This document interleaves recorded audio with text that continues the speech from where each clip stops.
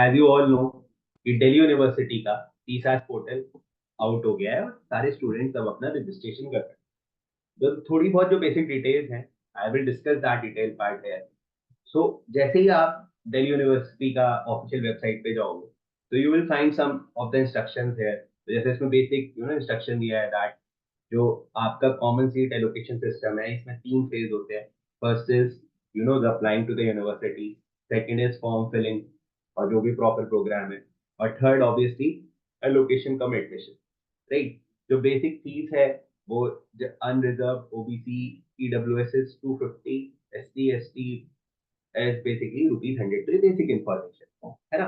अब आप देखोगे जब आप इनिशियल टैब पे जाओगे तो आपके पास दो ऑप्शन होंगे, एक तो होगा न्यू रजिस्ट्रेशन का ऑप्शन और एक होगा ऑलरेडी रजिस्टर्ड, राइट। तो मैंने एक पीपीटी बनाया है, प्रॉपर एक पीपीटी सपोर्ट होगा, जिसमें मैं आपको ना, जब हम न्यू रजिस्ट्रेशन पे जाते हैं, सपोज कोई फर्स्ट बिल्कुल न्यू कैंडिडेट है, आप न्यू रजिस्ट्रेशन पे आपने क्लिक किया, तो यहाँ पर जब न्यू रजिस्ट्रेशन पर आप जाओगे तो यू विल सी कि इस न्यू रजिस्ट्रेशन वाले पार्ट पे आपसे क्या पूछा जा रहा है, दैट सीयूईटी एप्लीकेशन नंबर पूछा जा रहा है, बेसिक डेट ऑफ बर्थ, और यहाँ पर आप कैप्चर डालोगे तो आपके पास एक विंडो ओपन होगी, राइट।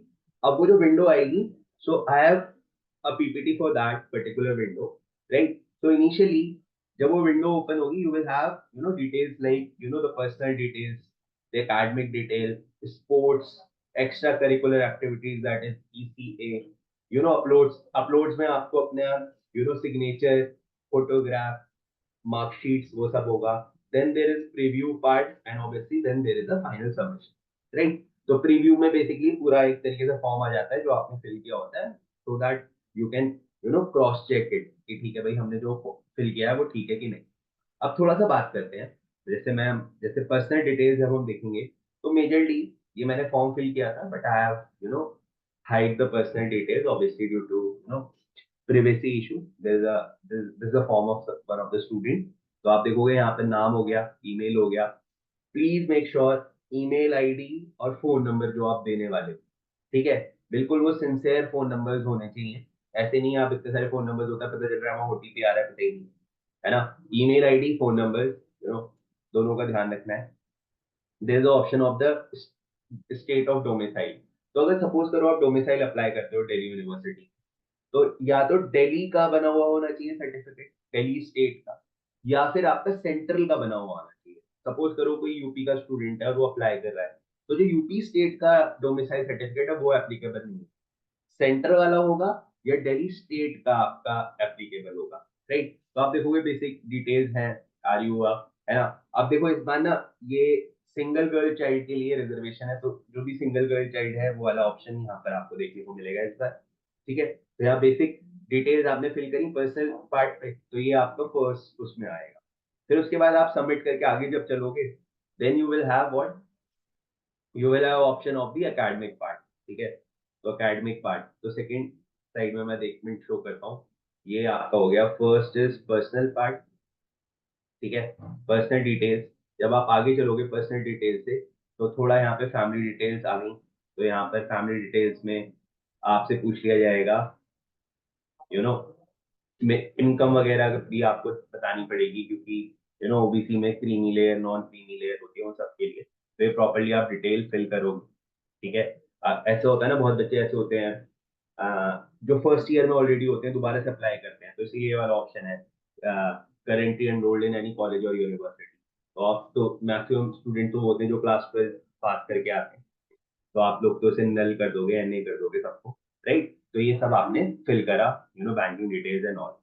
अब हम चलेंगे जब आप एकेडमिक वाले पोर्शन पे आओ, ठीक है। तो एकेडमिक डिटेल्स में you have to fill the entire class 12, roll numbers, ठीक है, पासिंग ईयर, सब कुछ। यहाँ आप अपने सब्जेक्ट्स मेंशन करोगे जिस तरह से मेंशन किए हुए हैं, ठीक है। मैक्सिमम मार्क्स, मिनिमम मार्क्स का जो ऑप्शन है वो आप मेंशन करोगे यहाँ पर, ठीक है, मार्क्स ऑप्टेन, ठीक है, स्कूल, ये सारी चीजें। तो ये बेसिक डिटेल्स हैं।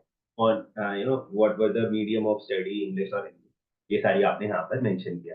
This is the academic part. फिर आएगा जो थर्ड, जब आप साइड पे आओगे, ठीक है, फॉर्म के थर्ड पार्ट पे आओगे, सबमिट करके नेक्स्ट ऐसे करोगे, तो वहां पर आपको मिलेगा स्पोर्ट्स कैटेगरी, ठीक है। तो स्पोर्ट्स कैटेगरी में यहाँ पर जब आप इसे सेलेक्ट करोगे ना, you will find option of yes और नो। तो आप जब यस करोगे तो एक विंडो यहाँ पर ओपन होगी ऑफ स्पोर्ट्स। और स्पोर्ट्स कैटेगरी में आपको दो तीन चीजें याद रखनी है। नंबर वन इज आपने कहीं भी रिप्रेजेंट किया है, ओलंपिक तक की उसमें लिस्ट है, चाहे कॉमनवेल्थ हो, नेशनल हो, स्टेट लेवल हो, जो भी जहाँ पर भी आपने रिप्रेजेंट किया है, जो आपके स्पोर्ट्स सर्टिफिकेट स्पोर्ट्स कोटा होगा बेसिकली, वो लास्ट 2 इयर्स के बेसिस पे जज किया जाएगा, है ना। मतलब अगर मैंने नेशनल रिप्रेजेंट किया है तो मैंने अपने लास्ट 2 इयर्स के गैप के बीच में रिप्रेजेंट करा हुआ होना चाहिए, और मेरी कुछ पोजीशन होनी चाहिए, वन फर्स्ट सेकंड थर्ड। अगर ऐसी कुछ मेरी पोजीशन है तब मैं इससे स्पोर्ट्स उस पर अप्लाई करूँ। तो ये आपको ध्यान रखना है, और यहाँ पर जैसे आप क्लिक करोगे तो स्पोर्ट्स में भी आपके पास सारे स्पोर्ट्स का ऑप्शन वहां पर आ जाएगा।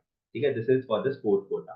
ठीक है, नॉर्मल यू नो गली क्रिकेट खेला है तो वो वाला नहीं कोटा लगेगा obviously. You know there should be some reputative tournament, national, district, states, है ना। आप जब उसे लिस्ट खोलोगे तो उसमें कॉमनवेल्थ तक का लिस्ट है, जैसे मैंने बताया।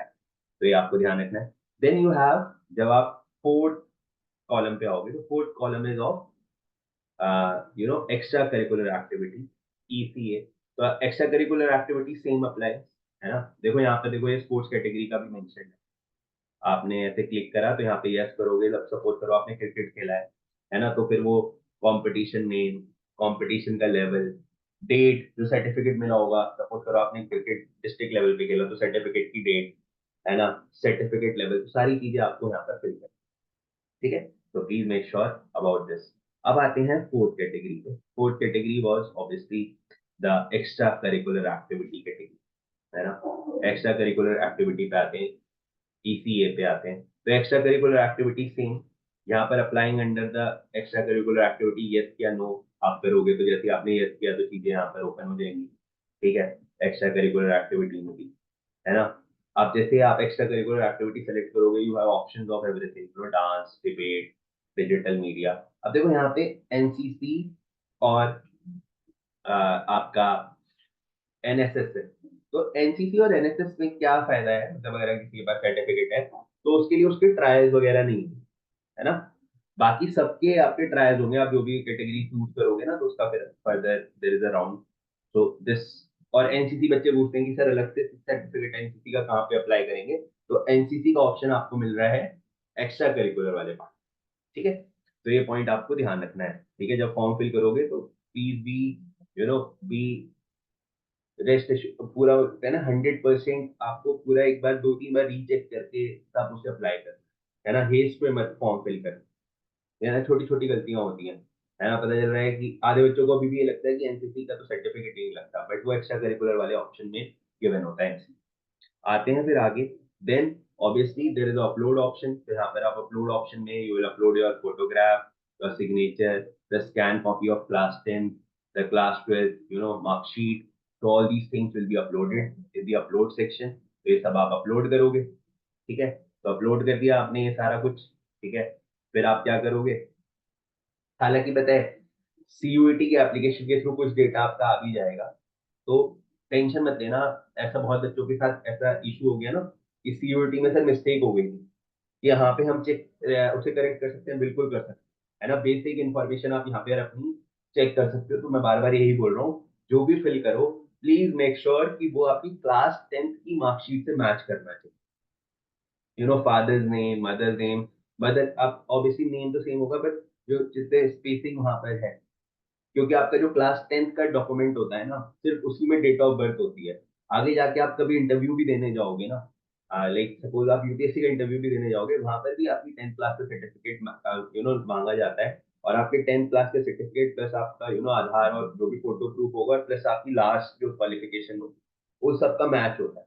तो please make sure that all the details are as per your class 10 marksheet, right. तो वहां पे कोई गड़बड़ नहीं होनी चाहिए, मेजर कोई गड़बड़ नहीं होनी चाहिए, क्योंकि ये डेटा एक बार रिकॉर्ड हो जाएगा। ठीक है, so this is all. And last is obviously you can preview the particular video, particular form को आप रिव्यू कर दोगे और फिर फाइनली आप submit, right. So this is all about CSAS portal. ठीक है, तो जो भी मेजर डाउट है, the team is there, you can contact with your academic coordinators, the team is there. We will share this PDF also. This beautiful PDF is also you know crafted by your LM sir, उन्होंने काफी मेहनत करके क्योंकि हमें दोनों चीज़ों का ध्यान रखना है ना, प्राइवेसी भी नहीं ब्रीच होनी चाहिए किसी को, and you have to provide the information also. तो ये दोनों चीज़ें we have accumulated here. See you soon in my next class. Till then, stay blessed. Goodbye.